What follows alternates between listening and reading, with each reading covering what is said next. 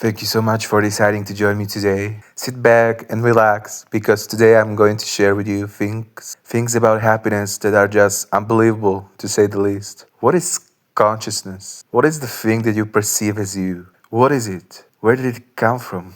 Even though scientists don't have an answer yet to this, it still reveals that the real picture about our happiness, life, and the brain is way more mind blowing than we realize. And what's even more mind blowing is that throughout the years, while all the top geniuses were studying the brain, trying to figure it out, they stumbled upon some facts that when you first hear them, they are just unbelievable. First thing, let's talk about doing nothing. You think that when you're just chilling, relaxing on the couch, doing absolutely nothing, your brain is resting, right? You think that's when you should feel peaceful and happy. It's actually a lie. Your brain is actually doing the exact opposite, which is fucking unbelievable. Neuroscience shows that the moment you stop focusing on a task, your brain switches on this network called the DMN, the default mode network. Think of it like an automatic idle mode. And what does this mode do? It doesn't relax. It immediately starts digging up your past mistakes, simulating catastrophic scenarios about your future and overthinking your entire identity. It's a factory for anxiety. Seriously, brain scans show that people with a hyperactive DMN are statistically the least happy. So get this. Your brain, when left completely on autopilot, is literally wired to find problems, not happiness. Which is crazy because happiness doesn't, actually happen when you just sit there trying to force it.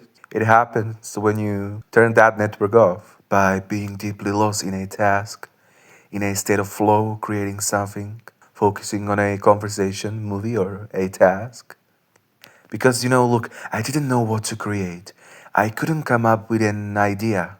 Then, after being absorbed in something meaningful and engaging yesterday, boom, suddenly this video popped into my mind, just like that, out of thin air. Which brings me to the second point, and this one is crazy. Have you ever tried to force yourself to stop thinking about something? Like you have this negative thought, like this annoying loop, and you tell yourself, stop, just stop thinking about it, or fight it. How does that work out for you? For me, it fails every single time. And science literally proves why. There's this thing, called the ironic process theory. It sounds fancy, but it's simple.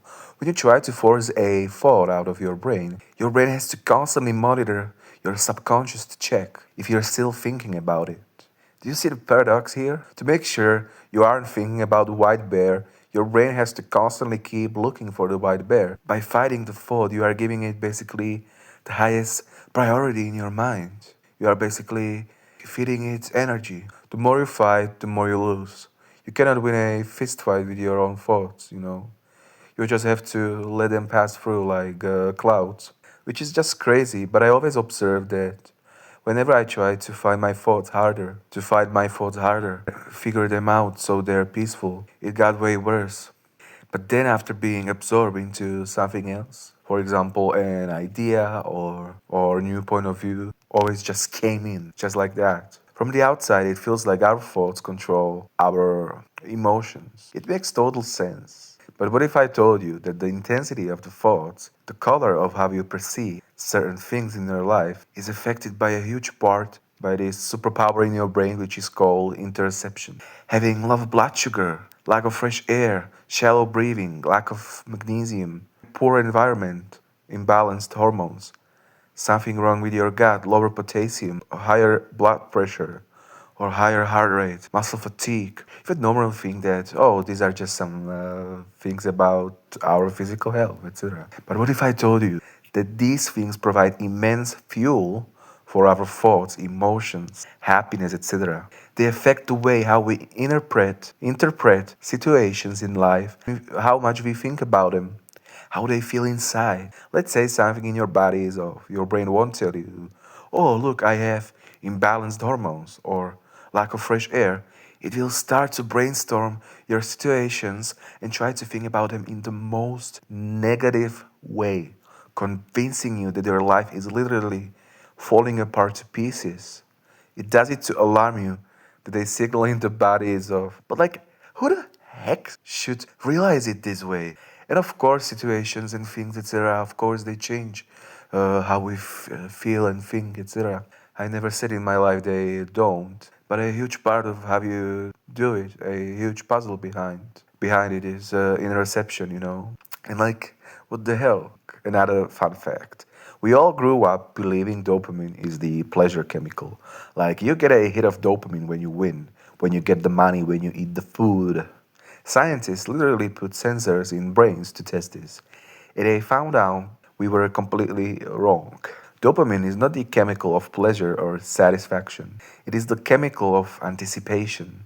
It's the chemical of desire. When they tested animals, the dopamine didn't spike when they got the reward. The dopamine exploded into a total fireworks show, the exact second the signal lit up, saying, "Hey, if you do the work right now, you might get a reward later." The moment the reward actually arrived, dopamine dropped straight to zero. Think about that. Our brain is literally designed to give you a chemical reward for the chase, not the price. The second you catch what you were chasing, the new car, the goal, the success, the dopamine leaves. Your brain is evolutionary programmed to keep us moving because your brain is evolutionary programmed to keep you moving because a satisfied hunter dies of hunger. But like, what the hell? We're not hunters in the ancient times anymore, but our brain is evolutionary programmed that way. You know, it's so crazy because 21st century neuroscientists spend billions of dollars on high-tech brain scans just to prove what ancient Eastern philosophers were saying thousands of years ago. The journey is the destination, basically, when you look at the scientific observations. You know, happiness isn't something you catch and hold in your hand. It's not a finish line. The moment you try to freeze it, force it or possess it, it vanishes. It's all in the process. It's in the movement, you know, the creation, deep focus on the exact moment you are in right now. You know, when we stop fighting the mind fights things better. And of course, there are many more unbelievable things about happiness that are way more mind blowing than this. But like, I just wanted to share this quickly to you because it took me a longer time till I started to actually believe in this. Because when I first discovered this, I couldn't believe it. So these facts were in fact unbelievable to me. So that's why I decided to share this. Feel absolutely free to hang out with me even more in other videos and chill, relax, and explore the mind-bending universe and galaxy of our feelings, thoughts, emotions, life, etc. Because it just, you know, fascinates me so much. But please don't feel like you have to. Take care, especially take care, and I can't wait to catch you soon.